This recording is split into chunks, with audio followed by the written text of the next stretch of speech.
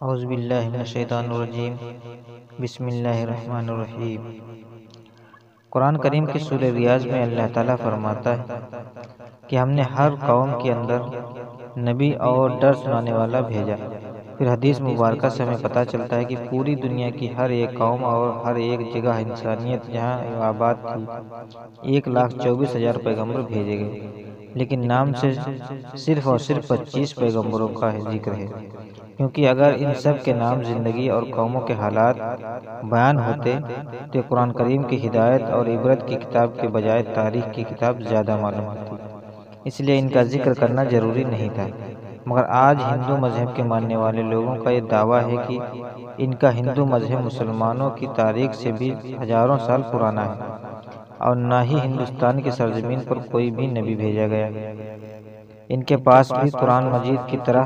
بھگوان کی طرف سے بھیجی ہوئی کتابیں وید کی صورت میں موجود ہیں، جن میں کسی بھی پیغمبر کا کوئی ذکر موجود نہیں، جبکہ سورہ الانبیاء آیت نمبر 107 کے اندر اللہ تعالیٰ فرماتا ہے کہ ہم نے آپ کو تمام جہانوں کے لیے قیامت تک کے انسانوں کے لیے ہدایت بنا کر بھیجا، جس کا مطلب یہ ہے کہ جس میں ہندوستان کی سرزمین میں بھی شامل ہے۔ تو پھر ہندو مذہب کے ماننے والے اس کا انکار کیوں کرتے ہیں؟ اگر اس سرزمین پر کوئی نبی واقعی نہیں بھیجا گیا تو پھر رسول کریم صلی اللہ علیہ وسلم کا ذکر ان کتابوں میں کیسے موجود ہے؟ نوح علیہ السلام اور ان کی کشتی کا ذکر کیسے بیان ہوا؟ حضرت عیسیٰ علیہ السلام کی واپسی کا ذکر کیسے بیان ہوا؟ ایک اللہ کی عبادت کا کیوں کہا گیا؟ اگر یہ واقعی اس قوم کے اندر ہدایت کے لیے آنے والے کسی نبی کی تعلیمات ہیں جنہیں وقت کے ساتھ بگاڑ دیا گیا، تو کون سے پیغمبر ہیں؟ یہ بھی سوال ہے کہ یہ ہندو کس نبی کی امت میں آئے۔ ان سوالات کا جواب تاریخ سے جاننے کی کوشش کرتے ہیں اور ایسے حقائق جانتے ہیں جو تمام ہندو پنڈت، اسکالر اور تاریخ دان کے آج تک دنیا سے چھپاتے ہیں۔ ہندو مذہب کے ماننے والوں کا یہ دعویٰ ہے کہ دنیا کا سب سے قدیم ترین مذہب، اتنا قدیم کہ جب اسلام مسلمان لفظ کا وجود تک بھی موجود نہیں تھا، جو کہ صحیح بھی ہے، کیونکہ کفر اور شرک کی ابتدا اسی دن سے شروع ہو گئی تھی جس دن سے آدم علیہ السلام کے بیٹے قابیل نے حابیل کو قتل کیا۔ اسی دن سے وہ الگ ہو کر کفر اور شرک میں مبتلا ہو گیا۔ حضرت ابراہیم علیہ السلام کی قوم بھی بت پرست تھی، یہاں تک کہ رسول کریم صلی اللہ علیہ وسلم نبوت سے 300 سال پہلے بت موجود تھے، جنہیں فتح مکہ کے بعد وقت صحابہ کرام نے توڑ توڑ کر ٹکڑے ٹکڑے کر دیے، جس سے یہ معلوم ہوتا ہے کہ بت پرستی تو دنیا کی پہلے انسان حضرت آدم علیہ السلام کی نافرمان اولاد کے وقت سے آج تک موجود ہے، مگر اس کا تعلق کسی مذہب سے نہیں بلکہ گمراہی سے ہوا، جو کہ شیطان ان سے کرواتا رہا۔ مگر جہاں تک ہندوستان کی سرزمین کا تعلق ہے تو یہاں پر ان لوگوں کی ہدایت کے لیے یقیناً کئی پیغمبر بھیجے گئے، جن کی کچھ تعلیمات تو آج بھی صحیح حالت میں موجود ہے، مگر زیادہ تر کو بگاڑ کر اسی کی وجہ سے بت پرستی اور گمراہی شروع ہو چکی ہے، کیونکہ ان کتابوں میں آج بھی ایک خدا ہی کی عبادت کا حکم دیا گیا ہے۔ یہ بتایا گیا کہ خدا کا کوئی شریک نہیں، وہ اکیلا ہے، اس کا کوئی اولاد نہیں، مگر پھر دیا بنا کر اس کے شریک خدا بنا کر اس کی پوجا ہوتی ہے، اور آج تک ہندو مذہب کے اندر چھوٹے بڑے کئی بلین بت بنائے جا چکے ہیں۔ ہندو اسکالر کا دعویٰ ہے کہ اسلام کی شروعات آج سے 1400 سال پہلے ہوئی، مگر ہندو مذہب اس سے بھی پہلے دنیا کا پرانا ترین مذہب ہے، اس لیے اسلام کا ہندوستان کی سرزمین سے کوئی تعلق نہیں۔ مگر یہ کم عقل اس بات کو نہیں جانتے کہ دنیا کا پہلا پیغمبر ہی ہندوستان کی سرزمین پر اتارا گیا تھا۔ جی ہاں، حضرت آدم علیہ السلام کو دنیا میں اس وقت ہندوستان کی سرزمین سری لنکا کی پہاڑی پر اتارا گیا تھا، جہاں آج بھی ان کے قدم کا نشان موجود ہے، یعنی جس سرزمین پر پہلا ہی قدم ایک مسلمان اور پیغمبر نے رکھا، جس کا مطلب اسلام کی ابتدا عرب سے نہیں بلکہ ہندوستان سے ہوئی، کیونکہ مسلمان لفظ کا مطلب ہے اپنی خواہشوں کو رب کے حوالے کرنے والا، اس کے حکم کو ماننے والا انسان۔ حیرت انگیز طور پر لفظ آدم بھی سنسکرت لفظ ہے جو کہ ہندوستان کی سرزمین کی زبان ہے، نہ کہ عرب کی زبان، جس کا سنسکرت میں مطلب ہے پہلا شروعاتی یا یجنل۔ اس لیے آدمی کا مطلب ہے آدم علیہ السلام کی اولاد، جنہیں قدیم سنسکرت کی کتابوں کے اندر سمبھوا منو کہہ کر پکارا گیا ہے۔ اگر ہندو کسی طرح ان کے وجود کا انکار کرنے کی کوشش کریں تو ایسا بالکل ناممکن ہے، کیونکہ ان کی مقدس کتاب رگ وید اور ویش پران میں آدم علیہ السلام کی تخلیق، فرشتوں کا انہیں سجدہ کرنا، آدم علیہ السلام سے حضرت حوا علیہ السلام کی تخلیق، شیطان کا ان دونوں کو بہکا کر جنت سے نکلوانا اور پھر زمین پر اتارنے کا ذکر واضح طور پر موجود ہے۔ پرویش پران چیپٹر نمبر 427 کے اندر تمام واقعات بیان ہیں، بالکل ایسے ہی جیسے قرآن پاک کی سورہ بقرہ اور انجیل مقدس میں قرآن میں لکھا ہے کہ خدا نے آدم علیہ السلام کے جسم کو دو حصوں میں تقسیم کیا، ایک کو سمبھوا منو یعنی آدم اور دوسرے کو فیمیل یعنی شترو و باغا بنایا، جنہیں مسلمان حضرت بی بی حوا علیہ السلام کے نام سے جانتے ہیں۔ اس کا مطلب اگر ان تینوں دنیا کی سب سے بڑی نایاب کتابوں کے اندر ایک جیسی چیزیں موجود ہیں تو ان کا سورس بھی ایک ہی ہونا چاہیے، یعنی ایک خدا سری لنکا کے سرزمین سے ہندوستان کی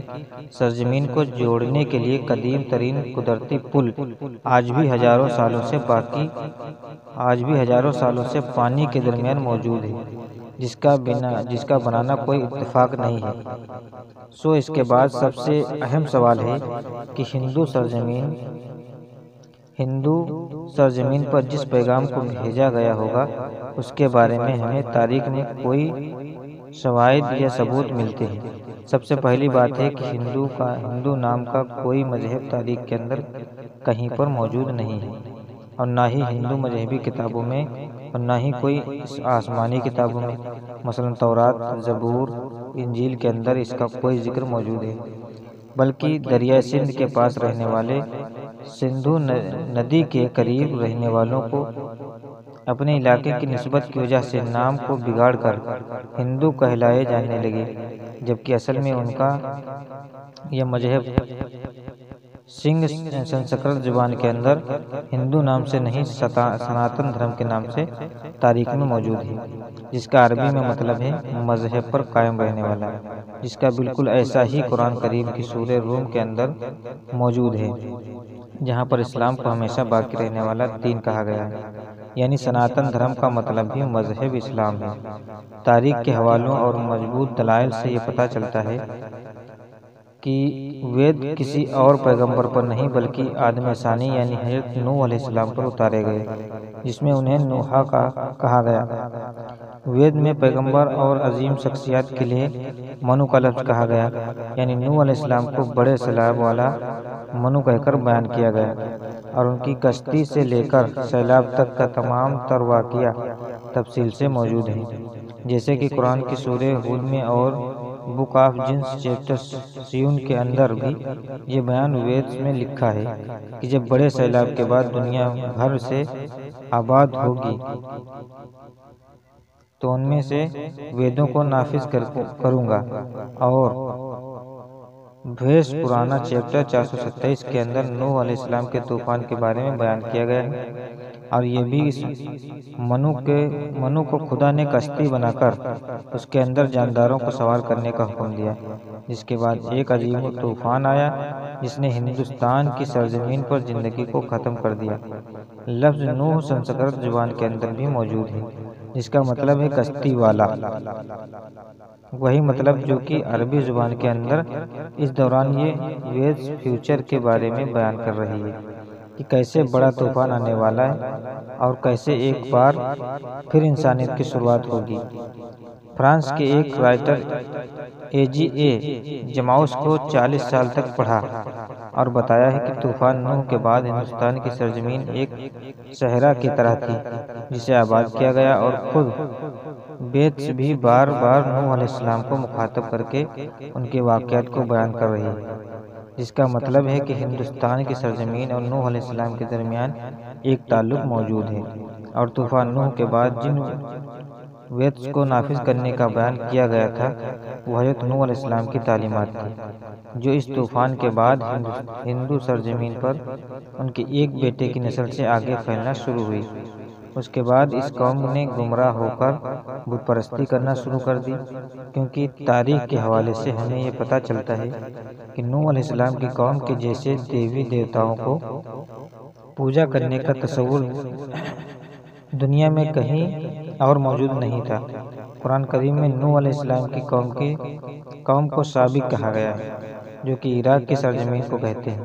جہاں پر صرف حضرت ابراہیم علیہ السلام پیدا ہوئے، جن کی قوم یہی مشرک تھی، جنہوں نے نوح علیہ السلام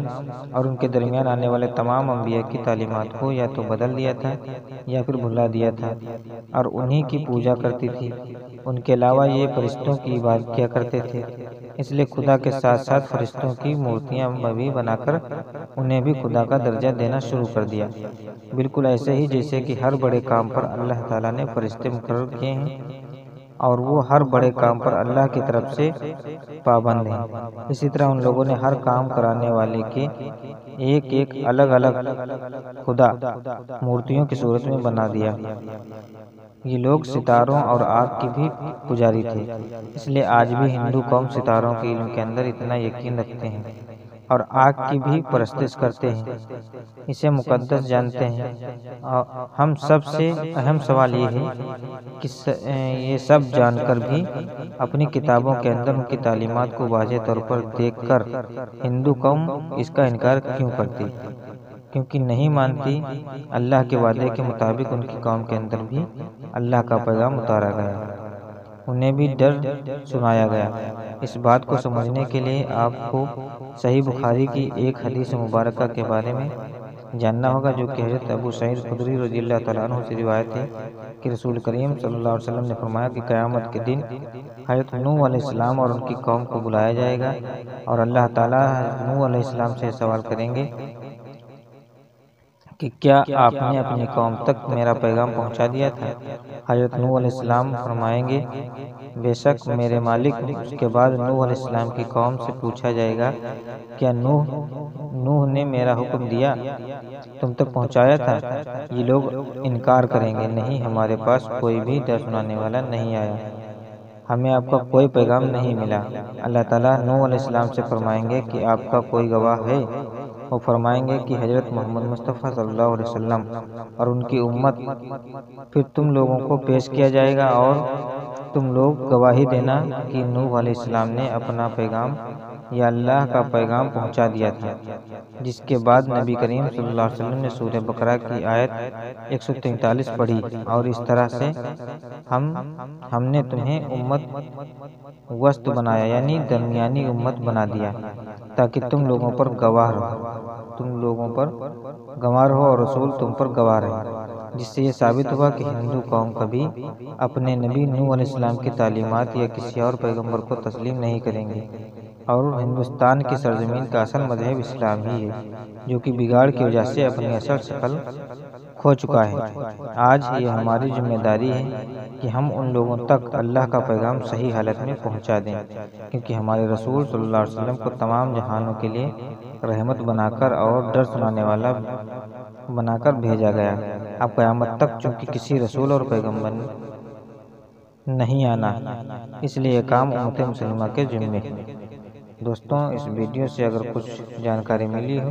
تو پلیز چینل کو لائک اور سبسکرائب اور شیئر کرنا نہ بھولیں گا۔ اللہ حافظ۔